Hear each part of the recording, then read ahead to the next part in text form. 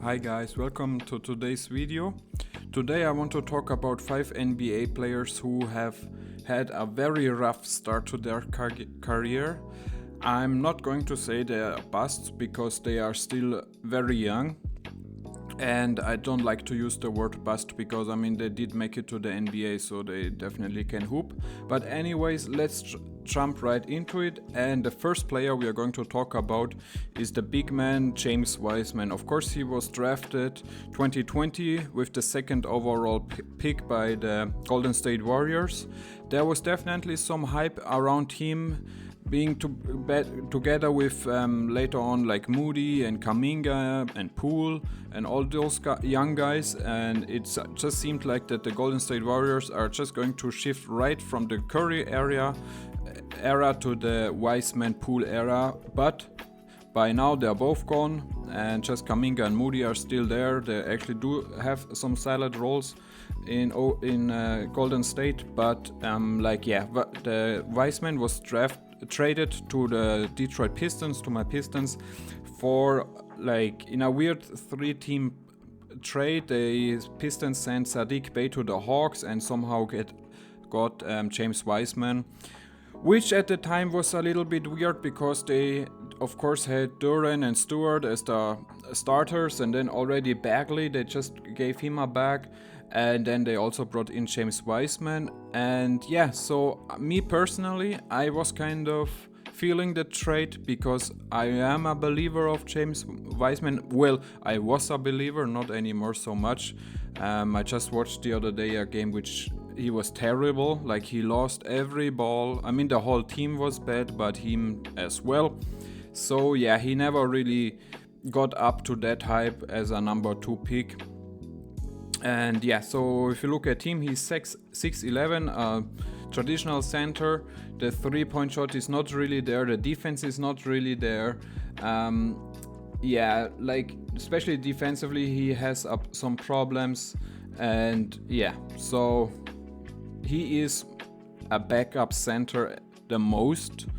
I don't see a bigger role for him. I mean, he's still only 22 years old, 2 years of experience in the league. If you look at his stats, so this season he has been played in 35 games, averaged about 14 minutes. He shot from the field 66%, which is solid. From 3-point, he has attended 1 3-pointer, so that's crazy. He gives you only about 2.5 rebounds. He gives you 4 rebounds and almost half of an assist, and not even a block a game. So not great numbers. Last year it was better. He played 45 games, and which he played 19 minutes in. He averaged about 10 points and 6 rebounds, by 20% from 3 and 55% from the field. Yeah, so the year before that, he was with Golden State. In his rookie year, he had 39 games, about 21 minutes, and averaged about 11 points and 6 rebounds. So yeah, you just see, like, within the years, like from a contender, the Golden State Warriors, to the Detroit Pistons, and then even being used less with the Pistons than the Golden State Warriors, it just shows you that his career is definitely on a tough part, and we will see what the future brings from him. I think his rookie contract is up in the off season, so we will see if the Pistons will resign him. I hope. If they do so, they really don't give a big contract to him. It would not be worth it, and it definitely would be a mistake in my opinion. Maybe they just let him go and try to get those minutes to a younger piece. Yeah, we will see. Alright, next guy up is another forward or / center who used to play for my Pistons. It is Marvin Bagley III. Of course, they got him in a trade from the Sacramento Kings after he had a very tough time with the Kings.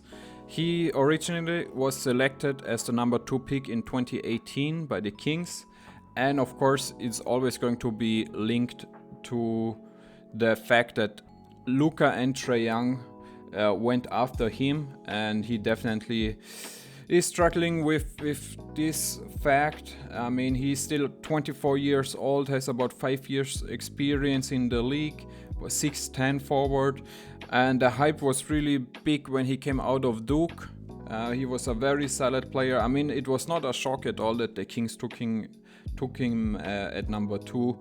But yeah, looking back, it definitely was a mistake. But I mean, it is what it is. So if you look at his stats, I mean, he started off strongly with 62 games in the 2018-19 season, averaging about 25 minutes, which he delivered them 15 points and a block a game and also an assist a game and about almost 8 rebounds. So for a rookie season, very solid numbers, but then we come to the problem the next season up, that he only averaged 14 points, so less points, 7.5 rebounds, that stays about the same, less blocks and less steals. So it was already shown that that was actually the season he had some injuries, if I'm not mistaken, so we count that out a little bit. If we go like to the first season with the Pistons, he played 48 games, he averaged like 24 minutes, gave them 11 points and about 7 rebounds. The efficiency from the 3-point line was never there. He averaged about 23% and 50 from the field. Now, of course, he is with the Washington Wizards. He has played 11 games with them, which they don't start him, but he gets like 24 minutes. He gives them 14 points, 33% from 3, but he doesn't really try to shoot it, and yeah, about 8 rebounds. So solid numbers. But you know, like that he was a second overall pick is definitely stuck to his name, and he has been failing to deliver, to be honest. What I will give him is that he has been in teams which were not coached or run the right way. Like he is playing for the Kings. When he was there, they still were trying to figure it out with Fox and Halliburton and all this stuff going on. Then he came to my Pistons. Of course, we know that we are run terribly. I liked our coaching stuff with Dwayne Casey, but at the end of the day, we were a terrible team. And now again with the Wizards, exactly the same situation. So I do feel bad about this for this guy. And yeah, I think his role is clear. I mean, he's just a backup. I don't see a bigger role for him. But you know, you can make good money with it, and yeah, it will be fine. Like again, I'm not calling anybody a bust, I don't like that word. Actually, there is a player we're going to talk later about, which most likely I do have to call it a bust, but we will see that later. But with Bagley, I just say he's a good backup, power forward / center. Next guy up is another big man, who was also taken in the 2018 draft and was actually the number 1 pick. And of course we are talking about DeAndre Ayton. Others call him Dominaton. I don't really like that nickname, it doesn't make sense to me, but anyways, he is of course originally from the Bahamas. He attended Arizona College, which he played very well in. We have to give him credits for that. He is a 7-foot center who used to play for the Phoenix Suns, and of course now is a part of the Portland Trail Blazers rebuild. I think he's a long project there. I don't know what his role is going to be together with Robert Williams III. I think one of them will be traded next year, but we will see who it is. If we look at his stats, of course he had a very strong rookie season, and the second year was actually also really good. He averaged 16 in the rookie season, 18 in the sophomore season. His percentage is about 55%. He doesn't shoot the 3. That's alright. He gives them about 7.5 rebounds the first couple of seasons. No, I'm sorry, 11.5 rebounds the first couple of seasons, about 2 assists and 1.5 blocks. So the first 2 years were very solid. Of course, he did have some injury problems his sophomore season, but it is okay. Now he is with the Portland Trail Blazers. He played 37 games for them, which he is a starter. He gives them about 32 minutes, and his scoring is definitely down if we compare to the first couple of seasons. He is down to 14 points per game, 56 from the field. I mean, as a center who is just down the post, it's not a great number. The 3, he didn't even try. He didn't even got 1 3 of this year. The 10 rebounds are very strong. About 1.5 assists, 1.5 turnovers, 1 steal, and not even a block a game. Again, I'm not calling him a bust. I don't think that would be fair. I mean, he is paid like a max contract money, so there was definitely some potential, and he did take them to the NBA Finals. I mean, it was not just him, but he was a big part of it with the Phoenix Suns. I mean, again, we have the Luka and Trae Young problematic here. He was taken before of them in the draft. That is definitely going to stick to his name. Yeah, but now with the Portland Trail Blazers being a rebuilding team, I think he has a role there. And yeah, I mean, he is just going to be a solid big man, not a max money contract guy, but I mean, yeah, maybe a backup or even just a nice little starter like a Nurkic. I would see him in that kind of role. So next one up is a guard from the Utah Jazz who just got traded there. It is Kira Lewis Jr., 22-year-old shooting guard from Alabama, the college Alabama. He is 22 years old, 6'1", and was the 13th pick in the 2020 draft, so he has about 3 years of experience. He was taken originally by the New Orleans Pelicans. He has been around the league, like he just got traded to the Toronto Raptors and then to the Utah Jazz. I mean, I did like him in the college days with Alabama. He was a very fast guard, like very athletic. He could play some D, and yeah, very tricky guard. So a nice player to watch, a lot of fun to watch, to be honest. I'm so disappointed how his NBA career has been to him. I definitely thought that there's more potential there, but yeah, if you look at his stats, so the rookie season he started off strongly. He played in 54 games, about 17 minutes a game, so he gave them 6 points and about 2.5 assists per game, so solid numbers for a rookie year. The sophomore year, then again he started struggling. He only played 24 years, which he played for 15 minutes and only giving them 6 points. So the number went down. Even the next year, it went down even more, like down to 9 minutes a game and 3 points and 1 assist. So very, very disappointing season for him. Then with the Raptors, he played for only 1 game for only 1.5 minutes. Of course, he didn't have any chance to make any shot there. Now with Utah Jazz, he's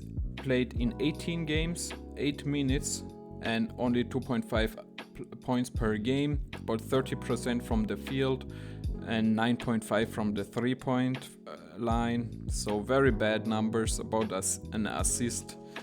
I mean, I guess you could say he's kind of a bust, just because the hype was there. Everybody was excited about him. I mean, I definitely see a role in him, maybe like just a nice guy off the bench at the end of the rotation, maybe like I don't know, like in a kind of a KCP role. I mean, of course, KCP has done way more than him in the league, like he's a champion and everything, but in kind of that role I would see him, like coming off the bench, bringing some energy. I don't think it does hurt you. I don't know his personality. I don't know if that's a reason why he was sent around the league so early on. I mean, but he's a fun guy to watch. I would love him to get to a team where they really want his services and he can show what he can do, because we all know he's a very talented basketball player. Alright guys, now we are talking about my last player on this list. And I said at the beginning of this video, I'm not going to call anybody a bust because I don't like the word. I think it's unfair. There's so much into being successful in the NBA. There needs to be so much luck and like coaches believing in you, players believing in you. Like, we all know those kind of situations. Sometimes it works, sometimes it doesn't work, but they definitely can all play very good basketball. But unfortunately, with this last one I want to talk about, it just kind of seems like he's a bust. I'm sorry to say that. Of course, we're talking about James Bouknight, who was selected in the 2021 draft with the 11th pick by the Charlotte Hornets. He was taken out of Connecticut. He played well there. The hype was there. He's a 6'4" guard, 23 years old, and yeah, he is actually out the league at the moment. Charlotte did not re-sign him or did not sign him. They released him. There is some off-the-court stuff going on with him. I mean, I think he was found, some weapons were found in his car or something like that. So there's definitely some stuff off the court. I mean, the question is just, where is he going to be? Maybe somebody is going to give him another chance. Maybe he's just going to be another Stanley Johnson, Josh.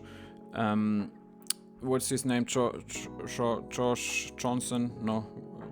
What was his name? I forgot the name. He was drafted by the Phoenix Suns. I mean, yeah, like a Stanley Johnson. Maybe another team will give him a tryout. Maybe somebody like the Lakers. They always kind of seem to give those kind of players a shot, or like a Christian Wood, Malik Monk kind of players. Maybe they do the same with James Bouknight. The problem with him is like I watched him a lot in the summer season. He got some minutes with the Hornets. I mean, not even there, he was a starter. And once he was on the court, it didn't look good. Like, the three was not there. The passing ability was not there. He was just like not feeling comfortable. And yeah, it's definitely been very tough for him. And yeah, I think he's most likely going to get one more chance in the NBA with a team, like I said, the Lakers, somebody like that. And if that does not work out, I don't think it's going to be good for him in the league. Maybe he has to play some overseas ball, which is also nice. Like, we saw Dante Exum doing it for a couple of years and then coming back to the NBA and now being a very solid player. So yeah, guys, that's it for today's video. I hope you enjoyed it. I'm still trying to figure everything out with the technique and everything. I hope this video is better than the last one. If you did like it and if you want to show some love, I would really appreciate it if you leave a like. And yeah, I love you guys. See you at the next one.